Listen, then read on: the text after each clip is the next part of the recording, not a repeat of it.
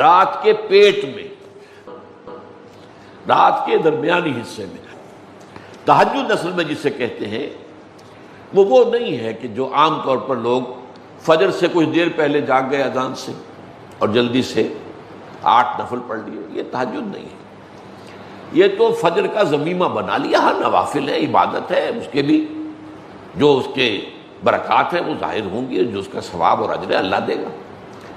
لیکن اصل میں جسے تہجد کہا جاتا ہے وہ رات کو سو کر پھر اٹھنا، نیند کو توڑ کر، اور پھر سو جانا اور پھر اٹھنا فجر کے لیے۔ جوف کہتے ہیں پیٹ کو، کسی شے کے جوف اللیل، رات کے بطن میں، رات کے درمیان میں، یعنی نصف رات گزر جائے اس وقت سے انسان جو ہے وہ نماز پڑھے، اور پھر ثلث رہ جائے تو پھر جاگ جائے، پھر سو جائے، اور پھر اس کے بعد اٹھے فجر کے لیے اور سنتیں پڑھے اور آئے مسجد کے اندر۔ تو یہاں آپ نے فرمایا وَصَلَاةُ الرَّجُلِ فِي جَوْفِ اللَّيْلِ، اور اپنے اس قول کے لیے حضور نے آیتیں تلاوت فرمائی وہی دو آیتیں۔ یہاں یہ سورہ سجدہ کی آیت نمبر 16 اور 17 ہیں۔ تَتَجَافَىٰ جُنُوبُهُمْ عَنِ الْمَضَاجِعِ، اللہ تعالیٰ اپنے خاص محبوب بندوں کی یہ صفات بیان کر رہا ہے کہ ان کے پہلو اپنے بستروں سے علیحدہ رہتے ہیں، رات کے وقت جاگتے رہتے ہیں، بستر پر لیٹیں گے تو سو جائیں گے۔ تَتَجَافَىٰ جُنُوبُهُمْ عَنِ الْمَضَاجِعِ يَدْعُونَ رَبَّهُمْ خَوْفًا وَطَمَعًا، وہ اس وقت اپنے رب کو پکارتے ہیں، دعائیں کرتے ہیں، خوف کے ساتھ بھی، اس کے مواخذے کا خوف، اس کے عذاب کا خوف، اس کی باز پرس کا خوف، اس کی ناراضی کا خوف، جہنم کا خوف، وطمعاً، اور طمع کس کی؟ اللہ راضی ہو جائے، اللہ کے اجر و ثواب کی بھی طمع ہو، لیکن سب سے بڑی طمع کیا ہے؟ اللہ مجھ سے راضی ہو جائے۔ اس لیے سب سے اونچا مقام یہی ہے، رضی اللہ عنہم ورضوا عنہ، اللہ ان سے راضی ہو گیا، وہ اللہ سے راضی ہو گیا۔ یہ باہمی رضا ہے، بندہ اپنے رب سے راضی رہے، وہ ہے کہ تسلیم و رضا، جو بھی دنیا میں آ رہا ہے اس پر شکوہ، اللہ کا شکوہ زبان پر نہ لائے۔ جو بھی آ رہا ہے یہ میرے رب کی طرف سے ہے، وہ میرا مولا ہے، آقا ہے، دوست ہے، میرا خیر خواہ ہے، اسے معلوم ہے کہ اس شر کے پیچھے کون سا خیر آ رہا ہے، مجھے کیا پتا، مجھے تو شر نظر آ رہا ہے، خیر تو نظر نہیں آ رہا۔ اس لیے فرمایا گیا کہ ہو سکتا ہے عسیٰ ان تکرہوا شیئا وہو خیر لکم، وعسیٰ ان تحبوا شیئا وہو شر لکم، واللہ یعلم وانتم لا تعلمون، ہو سکتا ہے تمہیں کوئی چیز بری لگے حالانکہ اسی میں تمہارا خیر ہو، عین ممکن ہے تمہیں کوئی چیز اچھی لگتی ہو حالانکہ اس میں تمہارے لیے شر ہے، اللہ جانتا ہے تم نہیں جانتے۔ اس کیفیت کے اندر دنیا کی زندگی گزارے، اللہ تعالیٰ آخرت میں اسے راضی کر دے گا، اللہ اس سے راضی ہو جائے گا۔ رات کے پیٹ میں، رات کے درمیانی حصے میں، تہجد اصل میں جسے کہتے ہیں وہ نہیں ہے کہ جو عام طور پر لوگ فجر سے کچھ دیر پہلے جاگ گئے اذان سے اور جلدی سے 8 نفل پڑھ لیے، یہ تہجد نہیں ہے۔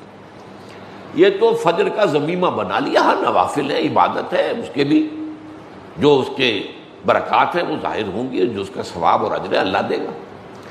لیکن اصل میں جسے تہجد کہا جاتا ہے وہ رات کو سو کر پھر اٹھنا، نیند کو توڑ کر، اور پھر سو جانا اور پھر اٹھنا فجر کے لیے۔ جوف کہتے ہیں پیٹ کو، کسی شے کے جوف اللیل، رات کے بطن میں، رات کے درمیان میں، یعنی نصف رات گزر جائے اس وقت سے انسان جو ہے وہ نماز پڑھے، اور پھر ثلث رہ جائے تو پھر جاگ جائے، پھر سو جائے، اور پھر اس کے بعد اٹھے فجر کے لیے اور سنتیں پڑھے اور آئے مسجد کے اندر۔ تو یہاں آپ نے فرمایا وَصَلَاةُ الرَّجُلِ فِي جَوْفِ اللَّيْلِ، اور اپنے اس قول کے لیے حضور نے آیتیں تلاوت فرمائی وہی دو آیتیں۔ یہاں یہ سورہ سجدہ کی آیت نمبر 16 اور 17 ہیں۔ تَتَجَافَىٰ جُنُوبُهُمْ عَنِ الْمَضَاجِعِ، اللہ تعالیٰ اپنے خاص محبوب بندوں کی یہ صفات بیان کر رہا ہے کہ ان کے پہلو اپنے بستروں سے علیحدہ رہتے ہیں، رات کے وقت جاگتے رہتے ہیں، بستر پر لیٹیں گے تو سو جائیں گے۔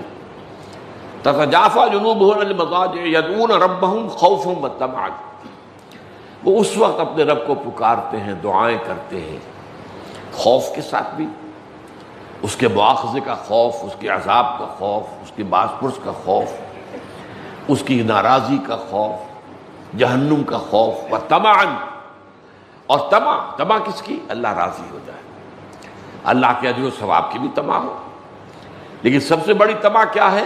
اللہ مجھ سے راضی ہو جائے۔ اس لیے سب سے اونچا مقام یہی ہے، رضی اللہ عنہم ورضوا عنہ، اللہ ان سے راضی ہو گیا، وہ اللہ سے راضی ہو گیا۔ یہ باہمی رضا ہے، بندہ اپنے رب سے راضی رہے، وہ ہے کہ تسلیم و رضا، جو بھی دنیا میں آ رہا ہے اس پر شکوہ، اللہ کا شکوہ زبان پر نہ لائے۔ جو بھی آ رہا ہے یہ میرے رب کی طرف سے ہے، وہ میرا مولا ہے، آقا ہے، دوست ہے، میرا خیر خواہ ہے، اسے معلوم ہے کہ اس شر کے پیچھے کون سا خیر آ رہا ہے، مجھے کیا پتا، مجھے تو شر نظر آ رہا ہے، خیر تو نظر نہیں آ رہا۔ اس لیے فرمایا گیا کہ ہو سکتا ہے عسیٰ ان تکرہوا شیئا وہو خیر لکم، وعسیٰ ان تحبوا شیئا وہو شر لکم، واللہ یعلم وانتم لا تعلمون۔ ہو سکتا ہے تمہیں کوئی چیز بری لگے حالانکہ اسی میں تمہارا خیر ہو، عین ممکن ہے تمہیں کوئی چیز اچھی لگتی ہو حالانکہ اس میں تمہارے لیے شر ہے۔ اللہ جانتا ہے، تم نہیں جانتے۔ اس کیفیت کے اندر دنیا کی زندگی گزارے، اللہ تعالیٰ آخرت میں اسے راضی کر دے گا، اللہ اس سے راضی ہو جائے گا۔